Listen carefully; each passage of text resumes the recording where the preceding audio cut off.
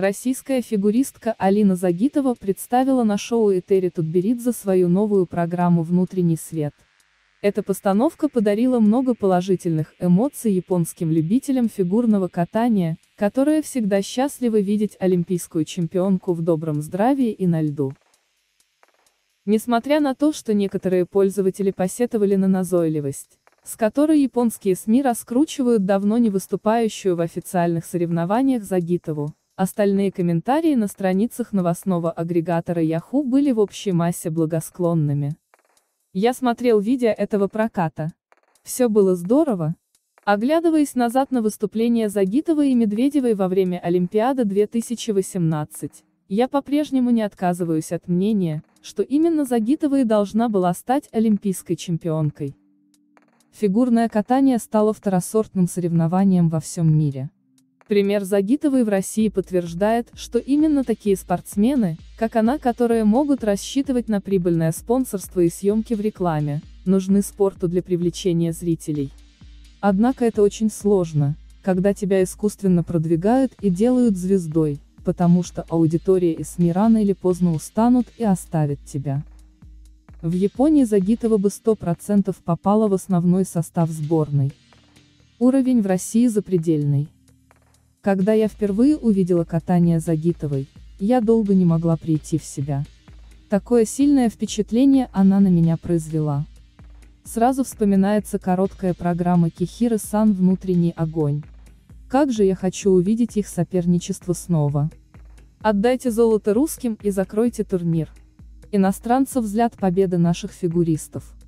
Доминирование сборной России на командном чемпионате мира многим не дает покоя. Но Токтамышева и Щербаковой восторгаются даже за рубежом. Иностранные зрители не хотят мириться с успехом России на чемпионате мира. После того, как наши фигуристы забрали половину медалей в Стокгольме, из-за рубежа посыпались жесткие обвинения. Россию подозревали в коррупции и явном фаворитизме со стороны судей, а каждую ошибку рассматривали под микроскопом. Казалось, история повторится и на командном чемпионате мира в Осаке, куда Россия приехала в статусе фаворита. Уже в первый день наши фигуристы уверенно захватили лидерство в турнирной таблице. Но на удивление, на этот раз иностранцы отнеслись к успеху россиян более спокойно. А кто-то и вовсе в восторге от выступлений наших ребят. И все же без негатива не обошлось. Даже в такой ситуации иностранцев взгляд победы наших фигуристов. Они хотят отдать золото России самым вопиющим и бессмысленным способом. В этом сезоне Россия показывает результаты, которые ей не покорялись больше 20 лет. Наши фигуристы взяли половину медалей на чемпионате мира в Стокгольме, 3 из которых оказались золотыми. А теперь рвутся к первой в истории победе на командном турнире World Team Trophy. Казалось бы, состав и готовность нашей команды не могут подвергаться сомнению, но и сейчас находятся те, кому доминирование России кажется несправедливым и необъективным. На популярных форумах и в соцсетях многие иностранные болельщики возмущены судейством женских соревнований и недовольны лидерством сборной России. Победы россиян их откровенно злят. Я уже расстроена и разочарована результатами женщин. Просто отдайте золото русским и закройте турнир. Очередная инфляция баллов для россиян.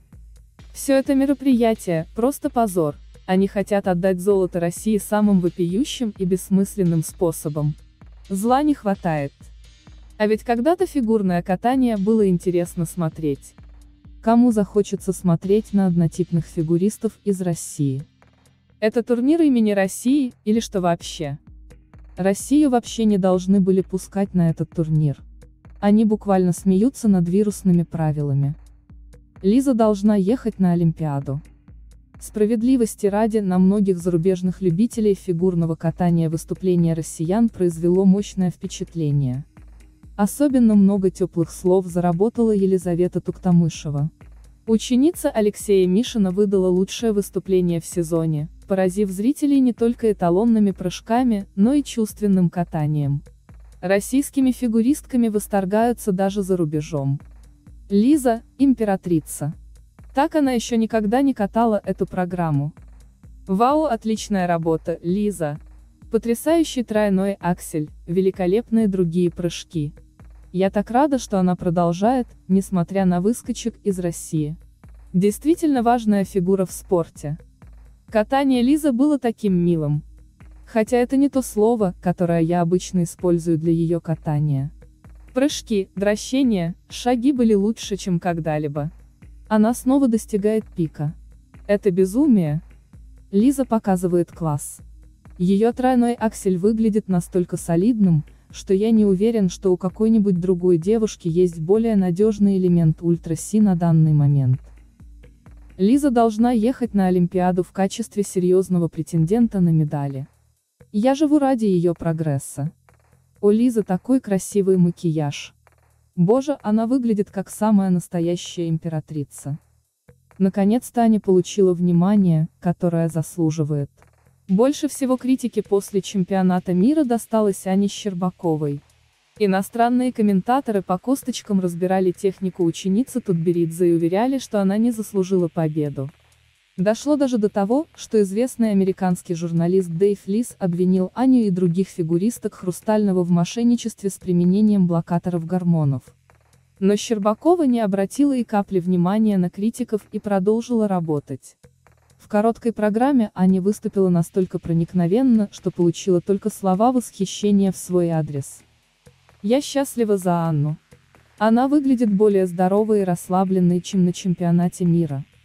Эта девушка знает свои недостатки и работает над ними.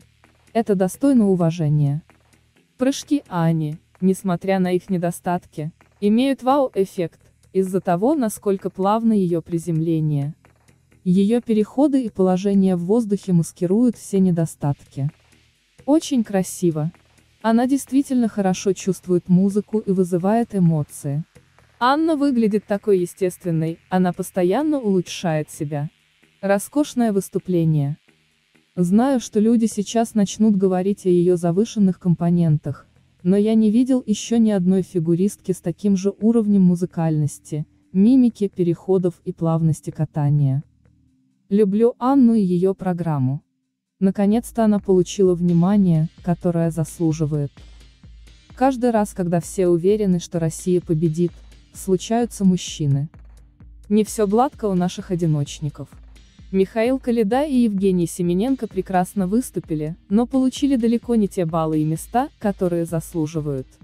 Один из пользователей шутит в Твиттере. Каждый раз, когда все уверены, что Россия победит, случаются мужчины. В этот раз наших одиночников сложно обвинить в том, что они нас подвели. Миша и Женя сделали все, что от них зависело. А свою долю любви они получили не только от российских болельщиков, но и от иностранцев. Миша заслуживает большего от судей. А какая у него осанка! Я так рада за Семененко. Он не самый любимый мой русский фигурист, но люди так негативно отнеслись к его отправке на чемпионат мира. Хорошо, что он доказал, что заслуживает быть в числе лучших. Миша, вау!